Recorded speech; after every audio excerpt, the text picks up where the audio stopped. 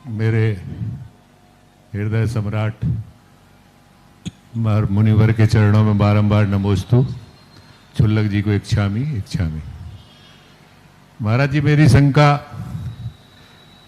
ऐसी है कि दो प्रकार के अपराध होते हैं महाराज जी। एक अनजान अपराध होता है और एक जानबूझकर अपराध किया जाता है।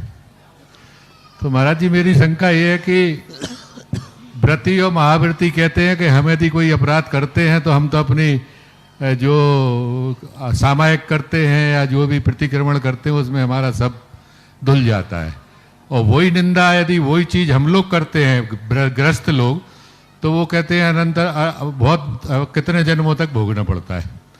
ऐसा है। तो महाराज जी, यदि महावृत्ति या वृत्ति कोई अपराध या कोई निंदा एक बार मान लो भूल से कर दी तो ठीक है कि उसको प्रतिक्रमण में माफ कर दिया जाएगा, लेकिन यदि वही निंदा जानबूझकर बार बार करता है यदि, तो क्या महाराज जी ऐसा है कि प्रतिक्रमण में और उसमें उसको बार बार क्षमा कर दिया जाता होगा? और यदि वही निंदा भूल से कभी दोबारा जन्म भोगना पड़ता है? पहली बात तो वो वृत्ति है ही नहीं, साधु ही नहीं है।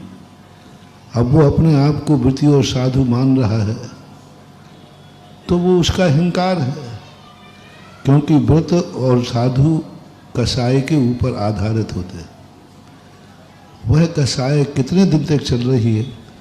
लोग धर्म की आड़ को लेकर हम तो धर्म के लिए कर रहे हैं, हम तो भगवान के लिए कर रहे हैं, हम तो सत्य के लिए कर रहे हैं, हम तो गुरु के लिए कर रहे हैं, ये सब उनके बहाने हैं। सब अपनी अपनी कसाई की रोटियां सेंक रहे हैं। ईगो पॉइंट आ जाता है, और ईगो पॉइंट जब आ जाता है तो कितना भी उसी की बात करें, वही दशा होती है जो रावण की हुई थी। नाश किया है, ऐसे ही करता है। तो ये तो वृत्ति वगैरह साधु वगैरह ये सब परिणामी और त्यागी वृत्ति का ग्रस्त बड़ा भी दोष करता है तो उसका अपराध कम है। मुनिराज से लगा उसका प्रायश्चित जितना है सो है, आधा है।